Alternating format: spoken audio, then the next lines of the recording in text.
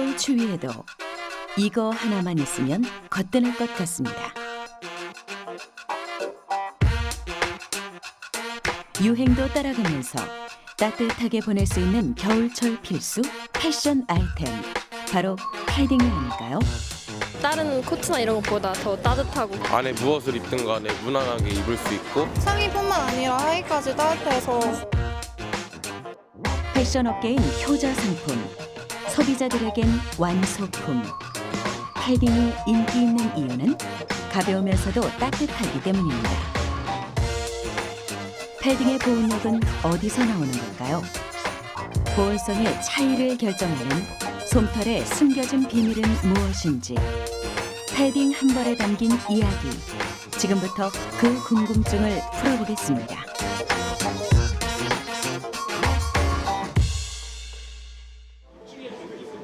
기후변화로 겨울이 추워지면서 충전재가 두툼히 들어간 패딩은 유행 스타일만 변할 뿐 꾸준히 인기를 끌고 있습니다.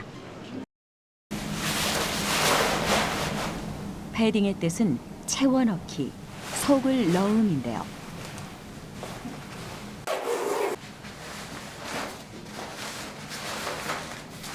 털이나 솜 등에 가벼운 충전재를 넣어 누비는 방식을 일컫는 말입니다. 패딩의 충전재로는 천연 소재를 이용한 다운과 웰론, 신슐레이트 등의 인공 충전재가 대표적입니다.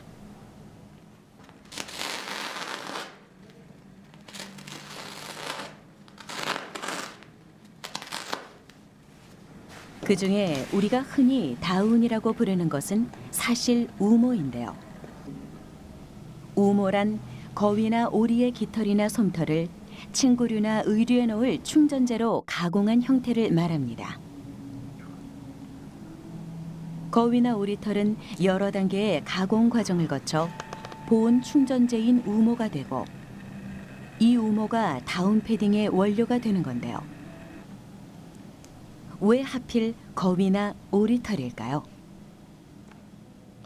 패딩 안에 들어가는 털은 현재로서는 거위털, 오리털 위주로 생산이 되고 판매가 되고 있는데, 그 가장 궁극적인 목적은 사육을 오리나 거위 위주로 사육을 하고 있고, 전체적으로 수조류라고 하면, 솜털이 있는 조류라고 하면 채취가 가능하지만 현재 식용으로 먹고 있는 게 오리나 거위이기 때문에 거기 나오는 부산물을 저희가 채집해서 납품을 하게 되는 거고요. 오리나 거위 등을 식용 목적으로 사육하면서 깃털을 부수적으로 채집할 수 있었기 때문이죠.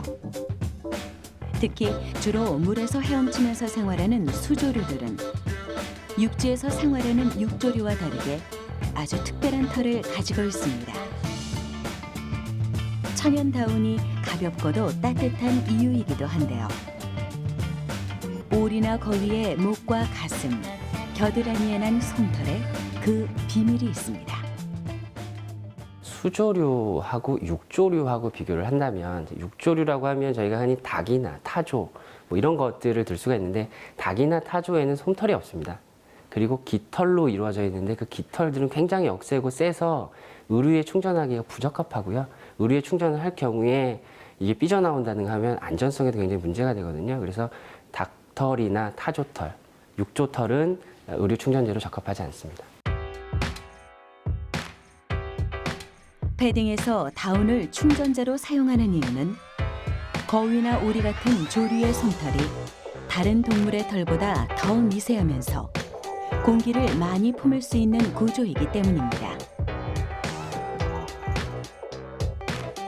솜털은 중심으로부터 수많은 보풀아기들이 뻗어나와 있는 모양인데요. 이 털 사이에 깃든 공기층이 열을 보존해 보온력을 발휘한다고 합니다.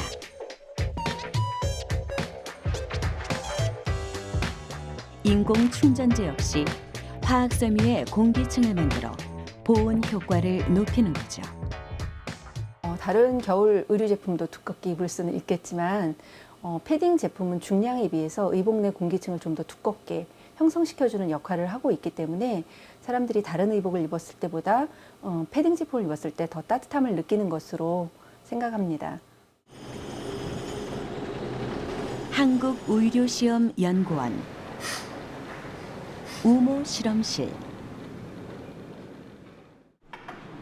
우모의 성분과 구성비, 보온성, 충전성을 시험하는 곳입니다. 지금은 우모에서 깃털과 솜털을 분류하는 작업이 한창인데요. 솜털과 깃털의 비율이 우모의 질을 결정하는 중요한 요소이기 때문입니다. 솜털과 깃털의 비율을 알 수 있는 조성오남률 시험, 그리고 오리와 거위의 비율을 알 수 있는 우모오남률 시험, 그리고 보온성이 얼마나 좋은지, 얼마나 충전재가 빵빵한지 알 수 있는 충전성 시험을 진행하고요. 깃털과 솜털을 분류해 그 구성 비율을 산정하는 작업이 바로 조성 혼합률 시험인데요. 바람을 최소한으로 줄인 곳에서 특정량을 채취해 육안으로 솜털과 깃털을 구분하고 분류해내는 과정입니다. 쉽지 않을 것 같죠? 1차로 솜털, 깃털, 손상깃털, 육조깃털, 협잡물 등으로 분류했습니다. 이 중에서 순수한 솜털만을 다시 감별해냅니다. 깃털과 솜털은 어떤 차이가 있기에 이렇게 꼼꼼히 구분하는 걸까요? 솜털은 겉보기에도 깃털과 다르게 생겼습니다. 솜털의 구조가 민들레 구조와 비슷한데 털가지 사이사이에 많은 공기층을 함유하기 때문에 열 전도율이 낮아져서 보온성이 높아지게 됩니다. 그래서 솜털 함유율이 높을수록 가격도 높고 보온성이 뛰어납니다. 반면에 깃털은 가운데 깃대가 있고 뻣뻣해서 솜털보다는 보온성이 낮지만 형태 안정성이 좋다는 장점을 가지고 있습니다. 깃털은 깃털대로, 솜털은 솜털대로 역할이 있지만 보온성에 영향을 미치는 건 솜털입니다. 그럼 거위의 솜털이 더 따뜻한 이유는 뭘까요?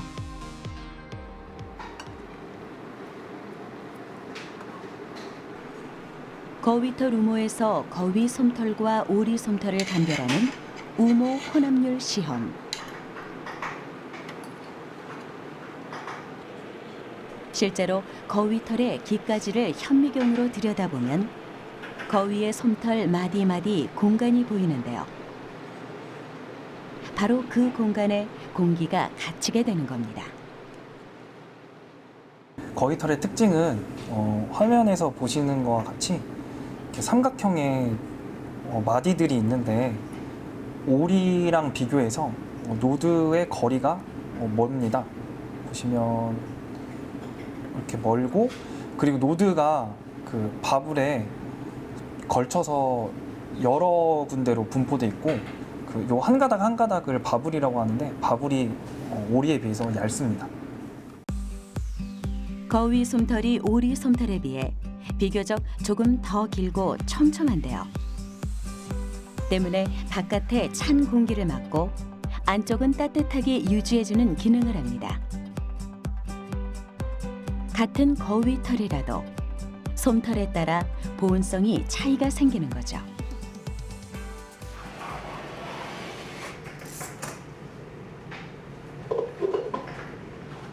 우모의 보온성은 충전성 시험을 통해서도 알아볼 수 있습니다. 충전성이란 털이 부풀어 오르는 성능인 벌키성을 말하는데요. 충전성과 보온 효과에는 어떤 관계가 있는지 실험을 통해서 알아보겠습니다. 전처리 과정이 끝난 털을 충전도 시험 상자에 넣고 1분 뒤에 높이를 측정합니다. 동일한 과정을 3회에 걸쳐 시험한 후 그 평균값을 높이나 부피의 단위로 나타내 시험 결과를 얻을 수 있는데요.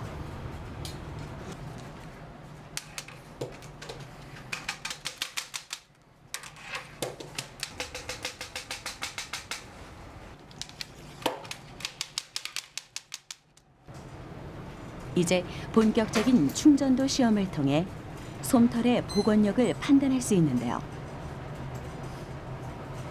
이 복원력을 필 파워라고 합니다. 필 파워란 다운 1온스 약 28g을 압축시켰다가 풀었을 때 복원되는 정도를 수치로 표현한 것입니다. 부피의 단위로 결과를 낼 때는 인치 세제곱 퍼 30g으로 결과를 내고 있습니다. 대부분 보시면 다운 자켓 왼쪽 팔 쪽에 700, 800 같은 숫자가 써져 있는 것을 보실 수 있을 텐데요. 그게 필파워 수치를 새겨놓은 겁니다. 인치 세제곱 퍼 30g의 단위로 부피 단위로 해서 시험 결과를 내고 있습니다. 복원력이 좋은, 즉 충전성이 높은 다운은 적절한 공기층을 확보해 보온 효과와 경량성이 뛰어나다고 볼 수 있는데요. 보통 솜털과 깃털의 비율이 8:2나 9:1 정도일 때 필파워가 우수하다고 평가합니다. 우모는 가벼우면서도 보온성이 높아 기능성으로도 훌륭합니다. 또한 패션에 대한 소비자의 니즈를 충족시키면서 인기 상품으로 자리 잡게 되었습니다. 심미적인 측면과 기능적인 측면을 두루 갖춘 우모 제품은 앞으로도 인기가 높을 것으로 생각이 됩니다.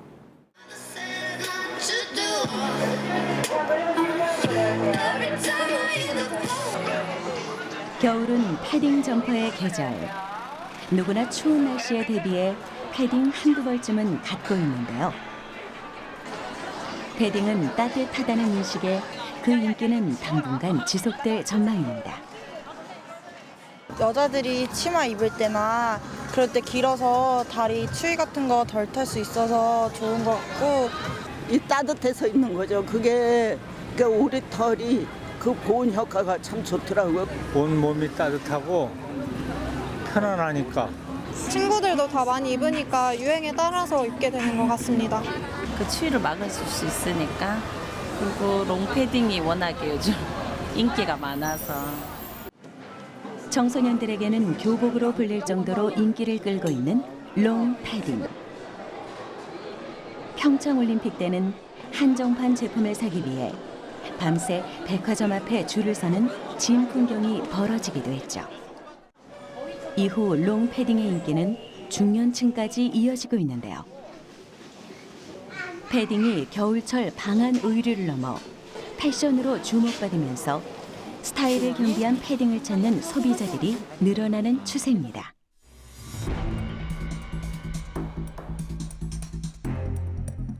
하지만 한 벌의 구스 다운이 탄생하기까지 희생된 거위에 대해서는 미처 생각하지 못했습니다. 사실 패션에서 동물학대 논란은 오래전부터 있어 왔습니다. 대표적인 것이 바로 모피죠.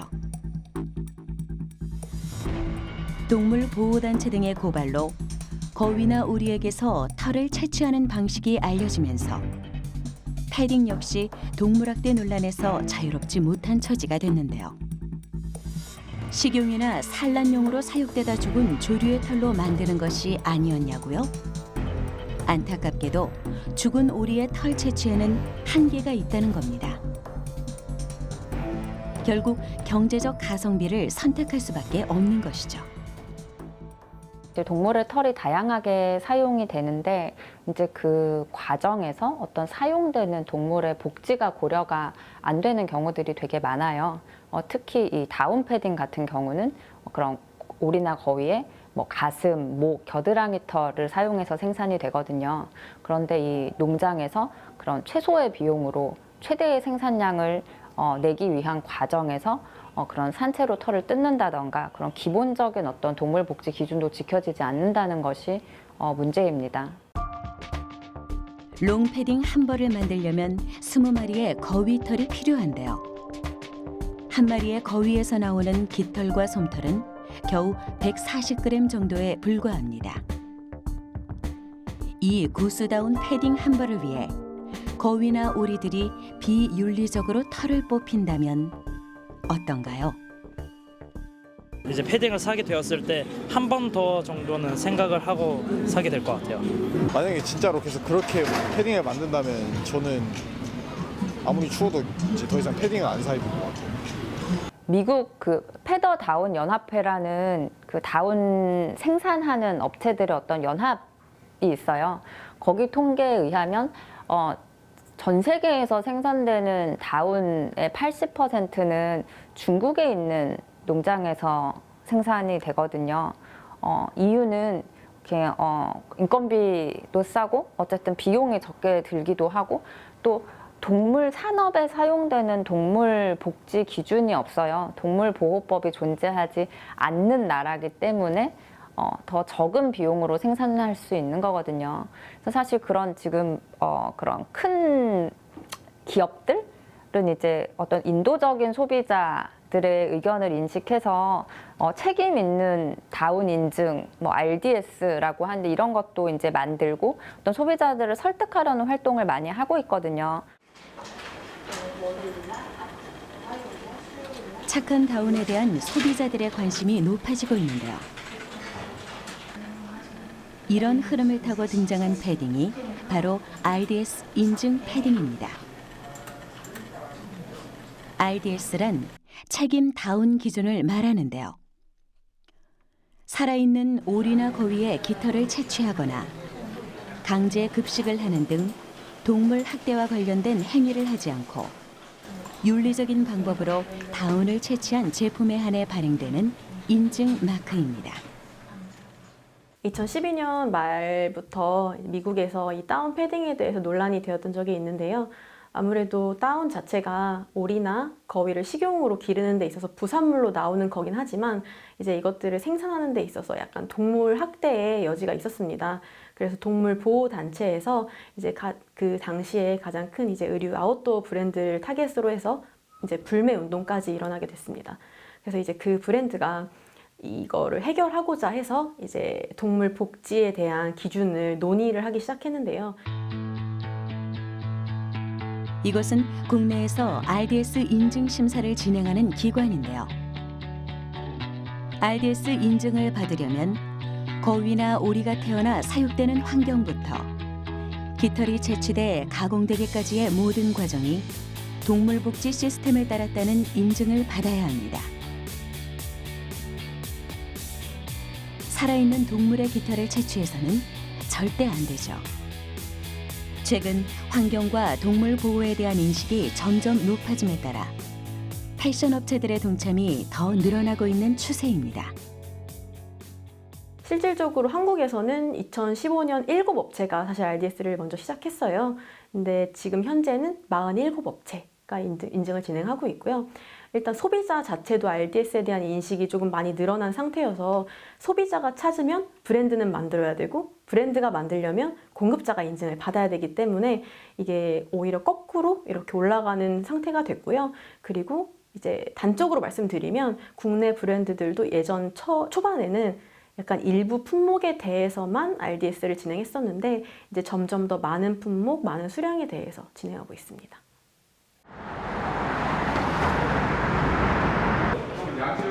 한 아웃도어 브랜드 매장. 최근 들어 젊은 층을 중심으로 사회, 정치적 신념을 소비로 표출하는 소비자들이 늘고 있는데요.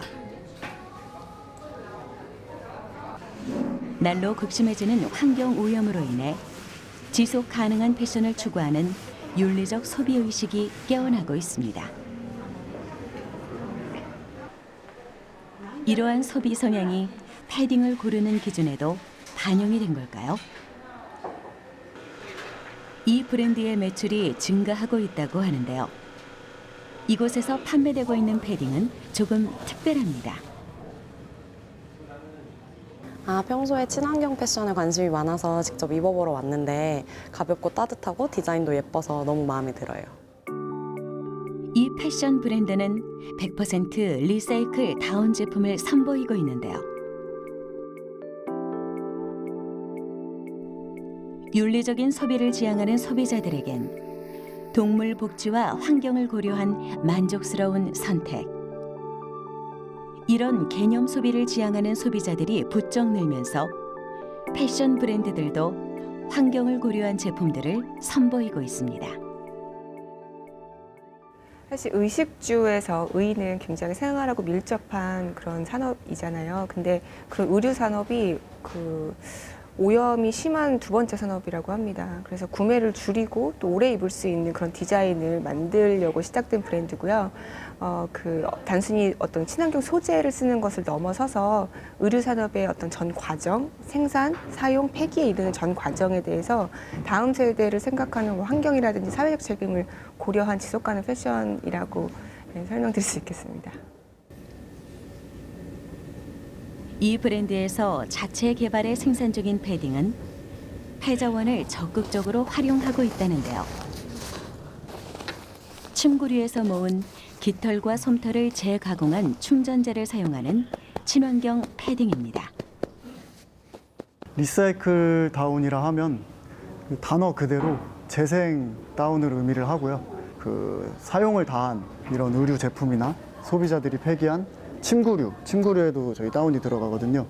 그래서 침구류에서 채취한 다운을 다시 이렇게 의류 소재로 원자재로 사용한 경우를 리사이클 다운이라고 합니다. 리사이클 다운은 버려진 패딩이나 사용하지 않는 쿠션, 베개, 이불 등에서 얻은 다운을 재활용해 사용하는 건데요.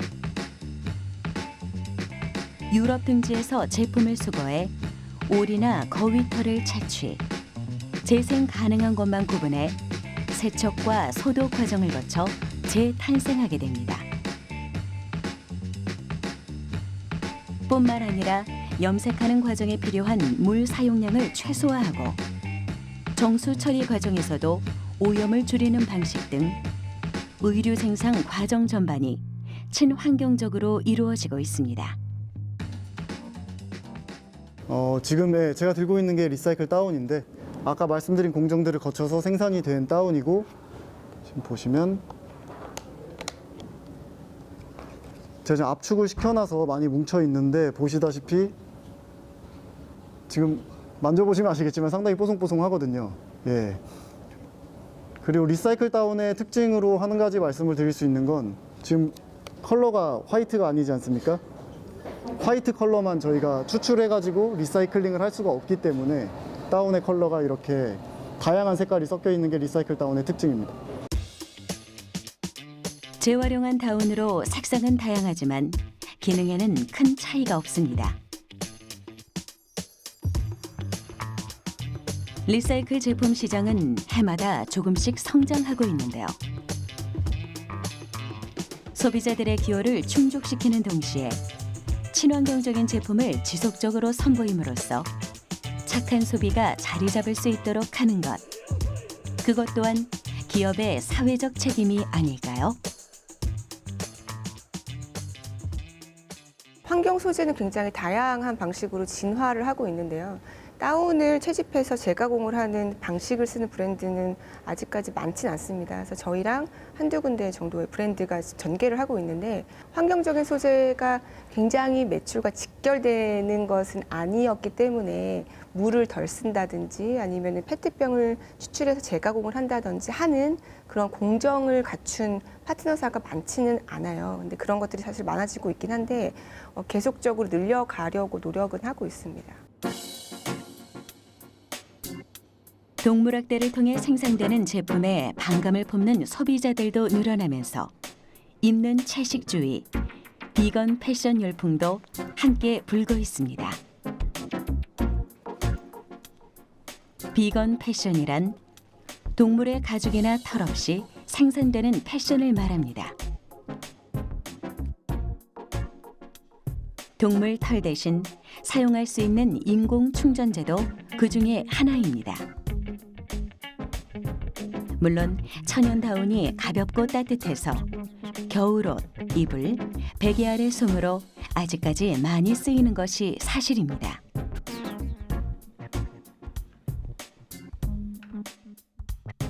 또 부드러운 감촉이 천연 다운의 최대 장점이죠. 천연 다운의 이런 특징은 최대한 모방하면서 새로운 장점을 더한 인공 충전재들이 다양하게 개발되고 있는데요. 신슐레이트 페더리스는 대표적인 인공 충전재로 꼽힙니다. 신슐레이트는 초극세사인 마이크로파이버로 실 모양의 화학 섬유로 만드는데요. 속이 빈 인공 섬유인 중공 섬유로 만들어졌습니다. 이런 빈 공간은 공기를 가둬 보온성을 높일 뿐 아니라 침구류와 의류에 사용될 때 무게를 줄이는 효과도 있습니다. 그 인공적으로 만들었기 때문에 이 소재는 천연 소재하고는 다른 특성을 가집니다. 기본적으로는 다운을 모방을 했기 때문에 다운이 갖고 있는 경량성, 그 다음에 보온성은 유지를 하되 다운이 갖지 못한 점, 특히 세탁이 어려운 점이라든지 물에 잘 젖는 점, 그 다음에 뭉치는 점, 이런 것들을 개선한 소재라고 보면 되시겠습니다. 또한 이 소재의 기본이 되는 소재는 폴리에스터인데 폴리에스터를 여러 가지 가공을 통해서 조합을 함으로써 에어포켓을 만들게 되고 이 에어포켓이 다운이 갖고 있는 그러한 에어포켓과 동일한 효과를 나타내게 됩니다. 신슐레이트는 물에 젖지 않는 합성 소재의 장점을 살린 소재인데요. 천연다운 충전재와 달리 땀에 젖거나 눈과 비가 오는 환경에서도 일정 수준의 보온 효과를 유지할 수 있다는 장점이 있습니다. 또 세탁에 취약한 다운과는 달리 습기에 강해 물 세탁이 가능하고 관리가 쉽습니다. 대표님 보시면 지금 여러 가지 그 타입으로 샘플을 제작을 해주셨는데 이는 그러면 지금 보온용만큼이나 의류 충전재의 기능에서 중요한 요소가 충전성. 사실 골고루 굉장히 잘 들어가 있는 것 같아요. 지금 보면은 이제 어느 정도 부피감도 충분히 나오고 누르고 나서는 인공 충전재가 천연 다운보다 다소 미흡한 점이 바로 충전성인데요. 최근 이런 단점을 개선한 제품도 많이 개발되고 있습니다. 공기는 저희가 갖고 있는 물질 중에서 가장 저렴하면서도 열 전달 계수가 상당히 낮은 그런 물질입니다. 이러한 그 에어포켓을 얼마나 많이 가질 수 있는가, 그 다음에 에어포켓을 가졌을 뿐만 아니라 여러 가지 활동이나 그 옷장에 넣어두었을 때 옷이 눌리게 되는데 눌렸던 것을 다시 폈을 때 얼마나 쉽게 다시 원래의 상태로 복원하는가, 이게 가장 그 기술의 핵심이 되겠습니다. 신슐레이트는 천연다운 못지않게 복원력이 우수하다고 하는데요.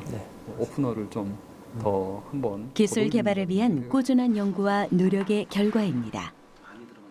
기본적으로 사실은 다운에 비해서는 복원력이 좀 뛰어나기 때문에 최근 사회 전반에 윤리적 패션 붐이 일면서 인공 충전재를 찾는 기업들도 점차 증가하고 있습니다. 지금 사회적인 분위기 자체가 인권뿐만 아니라 동물의 권리도 상당히 소중하게 여기는 추세로 가고 있기 때문에 그런 분위기들이 저희 바이어들로 하여금 저희 제품을 적극적으로 찾게 하는 그런 동인이 되고 있습니다. 서울시 종로구에 위치한 인조 오리털 웰론 생산업체. 웰론은 오리털을 모방한 인공 충전재인데요.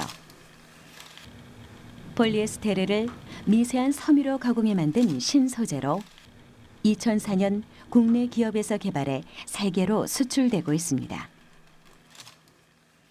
이게 오리털이나 그 거위털을 대체하는 인공충전재 웰론이라는 소재입니다. 동물 털만큼이나 따뜻한 데다가 신슐레이트처럼 눈과 비에 더욱 강하다는 장점이 있습니다. 또 세탁에 취약한 천연 다운과 달리 물 세탁과 드라이 클리닝이 모두 가능합니다. 웰론은 다운의 단점을 제거한 부드러운 극세사로 구성돼 충전재가 옷 밖으로 빠져나오는 현상이 없고 물 세탁 후에도 뭉침 현상이 적다고 업체 측은 설명합니다. 또 동물 알레르기가 발생하지 않는 이점도 있죠. 무엇보다 가격적인 장점이 큰데요. 다운 충전재와 비교하면 훨씬 저렴하다고 합니다. 아주 저렴하다는 거죠. 대량 생산을 할 수 있고, 그다음에 그 천연섬유에 비해서 굉장히 섬유가 균일하다는 겁니다. 천연섬유 같은 경우에는 섬유가 오리오에서 삐져나오게 있는데 이 웰론은 삐져나오는 경우가 거의 없고 아주 위생적이라는 것이죠. 천연섬유 같은 경우는 박테리아나 이런 오염이 생길 수 있는데 웰론 같은 경우는 오염이나 박테리아에 오염되는 경우가 거의 없죠. 그런데 이런 장점에도 불구하고 오히려 저렴한 가격 때문에 국내 시장에서 외면받고 있다고 하는데요. 고가의 천연 다운 패딩을 선호하는 성향은 우리나라가 단연 세계 최고라고 합니다. 제조업체들이 판매에 대한 위험 부담이 있더라도 질 좋은 인공 충전재 제품을 만들어 적극적으로 알리려는 노력이 필요하다고 목소리를 높입니다. 또 소비자들도 인식의 개선이 필요하겠죠. 실제 테스트를 해보면 천연 다운보다 무게는 살짝 더 나가는 것이 사실이지만 보온성이나 보건력은 크게 뒤지지 않는다고 합니다. 물론 인공 충전재의 단점도 분명 있습니다. 또 인공 충전재라 해서 환경에 이롭기만 한 것도 아닙니다. 하지만 그럼에도 불구하고 인공 충전재 사용의 필요성은 늘어나고 있습니다. 최근에는 그런 동물의 털을 사용하지 않는 제품도 활발하게 개발이 되고 있는 상황이거든요. 그 예로 그런 마이크로 파이버라고 하는 초극세사 섬유를 사용을 해서 그 섬유 안에 공기층이 생겨요. 그 공기층 안에 그런 온도를 유지할 수 있는 그런 대체제도 있고, 또 더 친환경적으로 그런 의류나 그런 종이 같은 거를 재활용한 충전재를 사용한 의복들도 나오고 있는 상황이에요. 그래서 보다 윤리적인 소비를 하자는 그런 소비자층이 늘어나면서 어떤 기업들도 조금씩 바뀌고 있는 거죠.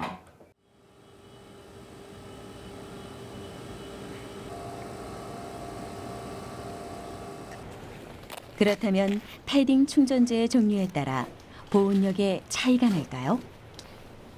하늘 먼저 같이 넣고. 한 대학 연구팀과 함께 특수 제작된 마네킹에 종류별로 다른 충전재로 된 패딩을 입혀보고 보온력의 차이를 비교해보는 실험을 진행해봤습니다. 없게 나타나는 거고 다리 부분도 데이터에 혹시 영향을 줄 수 있어서 그때 사건이 있을 때마다 이제 여기 옆에 이벤트를 표시를 해주는 거거든. 의복의 보온력은 원래 이제 사람이 착용을 하고 그 시간의 환경과 인체의 그 에너지 대사량 등을 고려해서 측정해야 되는 것이 가장 보편적인 정설인데요.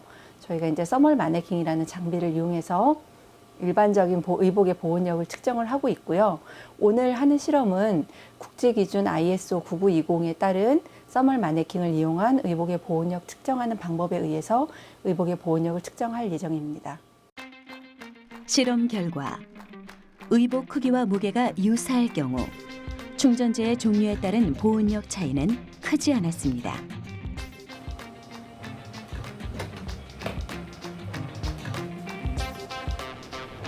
합성 충전재가 천연 다운보다는 보온력이 낮은 것은 사실이지만 사람이 입어서 그 차이를 느낄 정도의 수준은 아니라고 합니다. 이번에는 각기 길이가 다른 롱 패딩을 입혀보고 패딩의 중량과 보온력의 차이를 비교해봤는데요. 충전재의 양이 일정 수준을 넘어서면 보온력에 큰 차이가 없었습니다.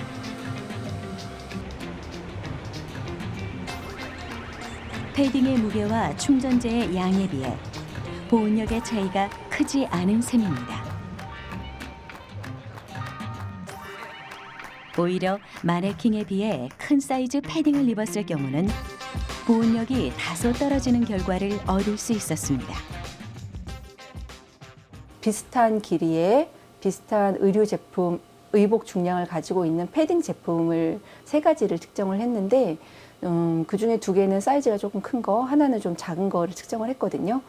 그래서 마네킹에 맞는 사이즈와 마네킹에 좀 큰 사이즈를 측정을 했는데 큰 사이즈의 패딩 제품이 딱 맞는 정 사이즈의 패딩 제품보다 보온력이 한 절반 정도로 작게 나왔습니다. 마네킹의 가슴둘레가 100 사이즈일 때 정 사이즈인 100 사이즈를 착용하는 것이 큰 사이즈인 105를 착용하는 것보다 보온 효과가 높게 나타났는데요. 큰 사이즈의 의복을 착용하면 의복 안에 기류가 형성돼 보온력이 저하되기 때문입니다. 원래 패딩 제품은 급격한 외부 기온에 대비해서 의복 내 미세 기후를 따뜻하게 유지시켜주는 기능을 갖고자 만들어진 제품인데 너무 큰 사이즈의 의류 제품을 입게 되면 그 안에서 이제 기류가 형성이 돼서 오히려 보온력은 떨어지는 효과를 가져옵니다. 따라서 패딩뿐만 아니라 어떠한 제품이라도 자기 사이즈에 맞는 제품을 입었을 때 가장 높은 보온력 효과를 가져올 수 있습니다. 충전재의 차이보다 체형에 맞는 옷을 선택해 공기층을 잘 보존하는 것이 가장 효과적인 보온 방법이라는 것이죠. 천연 다운 패딩을 아예 입지 말자는 것은 아닙니다. 천연 소재도 최대한 덜 사용하고 다시 재활용할 수 있는 노력이 필요하다는 것이죠. 또 천연 소재를 대체할 수 있는 신소재에 대한 개발도 꾸준히 이루어져야 할 것입니다.